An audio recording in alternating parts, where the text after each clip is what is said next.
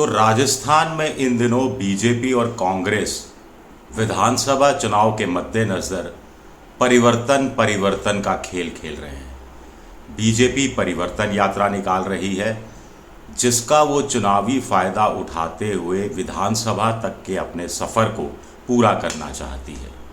उधर अशोक गहलोत ने 50 ज़िले बनाकर राजस्थान के पूरे नक्शे को ही परिवर्तित कर दिया है और इस परिवर्तित नक्शे पर वो नए सिरे से नए ज़िलों में जा रहे हैं और इस सफ़र के ज़रिए वो विधानसभा तक एक बार फिर पहुंचना चाहते हैं।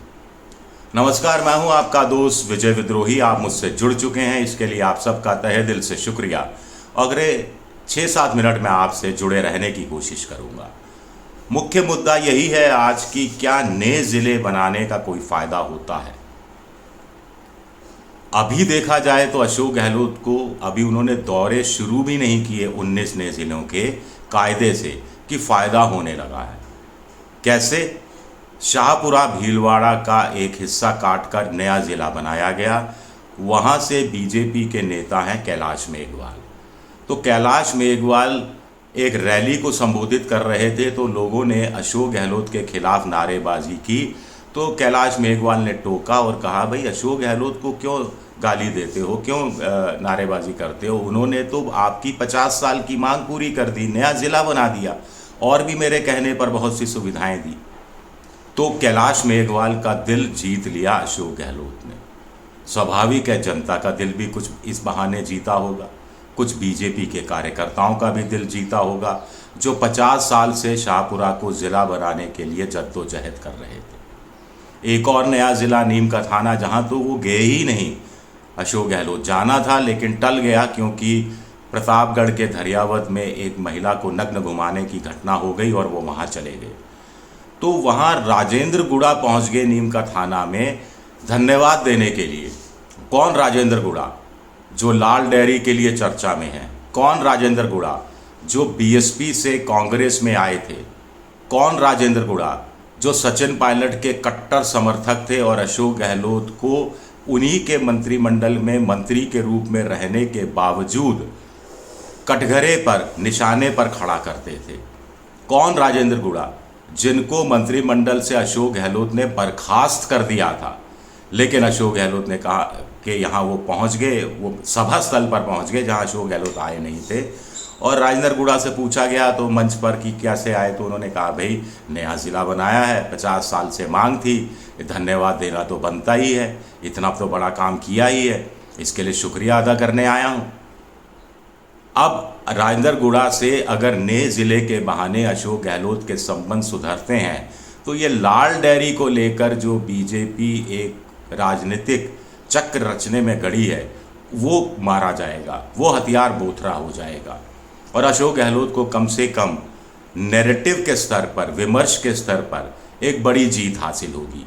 और राजेंद्र गुड़ा अगर पार्टी में अभी हैं और अशोक गहलोत के साथ फिर पाला बदल कर आ जाते हैं तो स्वाभाविक है कि एक सीट निश्चित रूप से कांग्रेस के खाते में और चली जाएगी।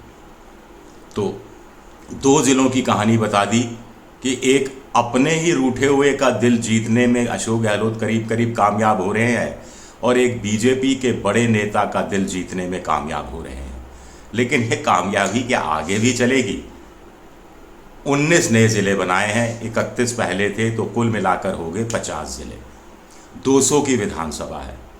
तो हर ज़िले में 4 विधानसभा सीटें हो गई मोटे तौर पर। कुछ ज़िले ऐसे भी छोटे छोटे बने हैं जिसमें कुल मिलाकर 2 ही विधानसभा सीटें हैं, वो अलग कहानी है। 50 ज़िले, 200 विधानसभा सीटें, तो हर ज़िले के 4 विधायक। 50 ज़िले, 25 लोकसभा सीटें, यानी हर ज़िले में 4, हर लोकसभा सीट में 4 ज़िले। पहले हर लोकसभा सीट में आ रहे थे 8 ज़िले 200 में से, और 25 ज़िले हुआ करते थे उस समय और 25 सीटें हुआ करती थी। तो ये एक बड़ा परिवर्तन आया है।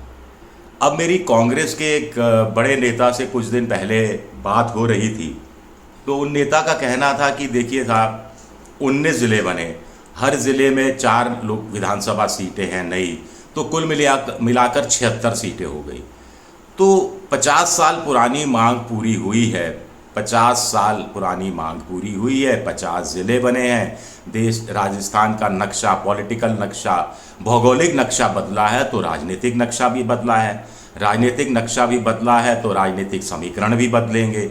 ज़िलों की सोशल इंजीनियरिंग भी नए सिरे से होगी। विधानसभा सीटें हालांकि परिसीमन के तहत, पुराने समीकरण परिसीमन के तहत ही चुनाव कराया जाएगा, लेकिन एक मानसिक परिसीमन की बात भी हो सकती है। तो मोटे तौर पर उनका कहना था कि 76 नई राज्यसभा, 19 ज़िलों की 76 विधानसभा सीटें, तो हर ज़िले ने एहसान के रूप में या रिटर्न गिफ्ट के रूप में 2 सीटें भी दे दी, तो 38 सीटें इस तरह से हमें मिल जाएंगी। बाकी बचे 31 ज़िले।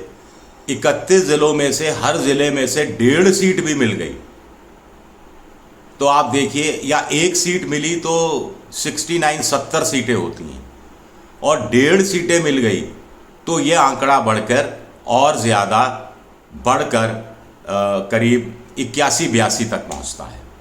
तो मोटा मोटा ये आंकलन बताने की वो कोशिश कर रहे थे कि, और उसके बाद चिरंजीवी हेल्थ योजना है, इंदिरा रसोई योजना है, गिग वर्कर्स के लिए सोशल सेक्टर सामाजिक सुरक्षा योजना है, दूसरी सामाजिक सुरक्षा योजनाएं हैं, शहरी मनरेगा है, अंग्रेज़ी माध्यम के स्कूल हैं, 500 रुपये में सिलेंडर है, 100 रुपये यूनिट बिजली मुफ्त है, किसानों को 2000 यूनिट मुफ्त बिजली है, और भी कई सारी योजनाएं हैं। तो उनका भी जो लाभार्थी, महंगाई राहत शिविर के अंदर जो करीब 1.25 करोड़ के आसपास परिवार जुड़े लाभार्थी योजना के तहत, तो ऐसे में कांग्रेस के लिए वापस सत्ता में आना कोई बड़ा मुश्किल काम नहीं है।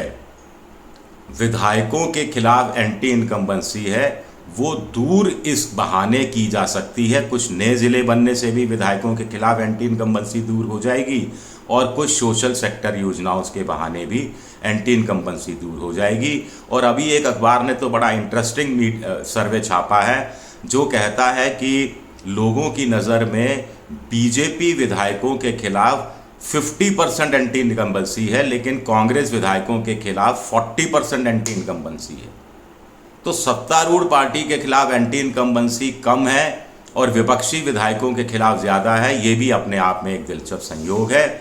नेताजी आगे कहने लगे कि बीजेपी में भितरघात है, 9 मुख्यमंत्री की रेस में हैं, महारानी का कुछ तय नहीं, महारानी यानी वसुंधरा राजे का, वो अंदर खाने भीतरघात करेंगी, घर बैठ जाएंगी, सेलेक्टिव चुनावी भाषण देने निकलेंगी, चुनावी रैलियों में जाएंगी, तो इसके इनडायरेक्ट रूप में हमें फ़ायदा हो जाएगा। क्या वाकई में फ़ायदा होता है नए ज़िले बनने से? अपने आप में एक बड़ा इंटरेस्टिंग है। इससे पहले भी अलग अलग समय में अलग अलग पार्टियों ने कुछ ज़िले बनाए। किसी ने 2 नए ज़िले बना दिए, जैसे प्रतापगढ़ नया ज़िला बना, राजसमंद नया ज़िला बना, और भी कुछ नए ज़िले बने। और उसका फ़ायदा जिस पार्टी ने नया ज़िला बनाने की घोषणा की थी, तत्काल रूप से पहली बार में विधानसभा चुनाव में उस पार्टी को कमोबेश फ़ायदा मिला है, ये देखने में आया है। तो ऐसे में बल्क में जो 19 ज़िले बना दिए गए हैं, उसका फ़ायदा अशोक गहलोत को क्यों नहीं मिलेगा, ये कुछ लोग सवाल उठा रहे हैं। फिर अशोक गहलोत ने बड़ी चतुराई से कह दिया कि नए ज़िले बनाने के लिए गठित की गई राम लुभाया कमेटी को भंग नहीं किया गया है, कार्यकाल को 6 महीने और खिसका दिया गया है, यानी नए ज़िले बनाने का सिलसिला जारी रहेगा। उनकी सरकार वापस लौट कर आई तो कुछ और नए ज़िले बना सकती है, कम से कम 6-7 जगह से और मांग हो रही है। तो जब नया ज़िला बनता है तो ज़िले के लोग खुश होते हैं। एक तो दूरियां कम होती हैं, गरीब लोगों का आना जाना, थोड़ा सा पैसा भी बचता है और समय की बचत होती है, एक दिहाड़ी भी बच जाती है। नहीं तो सुबह आओ और देर रात तक पहुँचो तो पूरा दिन ख़राब हो जाता है, आपकी दिहाड़ी ख़त्म हो जाती है। ज़िला मुख्यालय में ज़्यादातर काम होते हैं, आप जानते हैं। दूसरा देखा गया है कि नया ज़िला बना तो नया कलेक्टर का दफ्तर बनेगा, एसपी का दफ्तर बनेगा, कुछ और नए सरकारी भवन बनेंगे, तो ज़मीनों के रेट बढ़ जाते हैं। तो ज़मीनों से जुड़े हुए जो नेता हैं उनको बड़ा ज़मीनी फ़ायदा मिल जाता है। ज़मीनों से जुड़े हुए जो दूसरे बिल्डर हैं, जो प्रॉपर्टी डीलिंग का काम करते हैं, उनकी भी राजनीति में आने की संभावनाएं बढ़ जाती हैं। और आप जानते हैं जब ये वर्ग राजनीति में आता है तो फिर वोटरों की भी कई बार चांदी हो जाती है। आगे ये बात तफसील से आपको बताने की ज़रूरत नहीं है, लेकिन इसमें एक चीज़ और है। जैसे एक ज़िला था, ए ज़िला है, उसमें सी नाम का एक इंडस्ट्रियल एरिया था जहाँ से कमाई होती थी उस ज़िले की।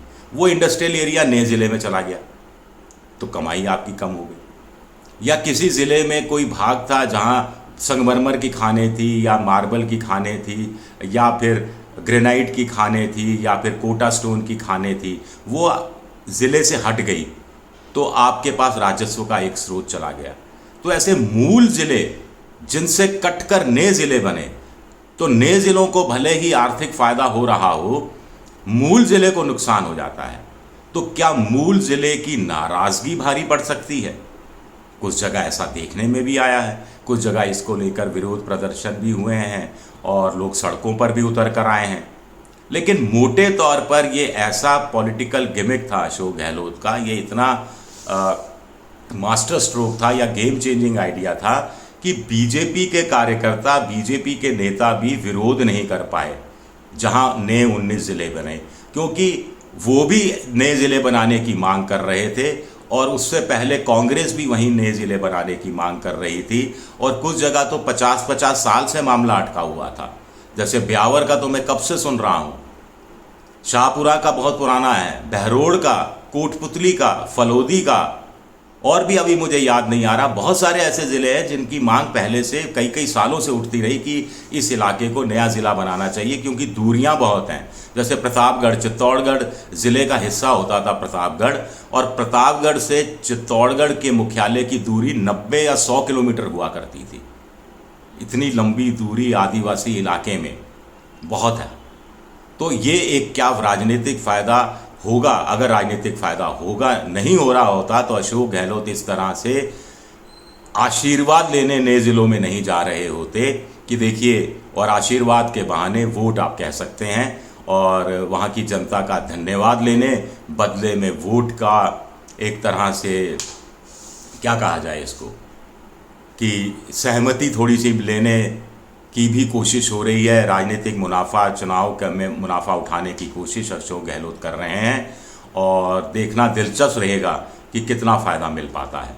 शुक्रिया आप सबका, बहुत बहुत शुक्रिया। मेरा वीडियो आपको कैसा लग रहा है? नया नया मैंने शुरू किया है अलग अलग इश्यूज़ पर राजस्थान तक में। राजस्थान के अलग जो आर्थिक पहलू हैं, राजनीतिक पहलू हैं, चुनावी पहलू है, इस समय तो चुनावी पहलू पर ही जोर होगा, लेकिन बीच बीच में राजस्थान की जो दूसरी समस्याएं हैं उन पर भी मैं अपना वीडियो डालता रहूँगा।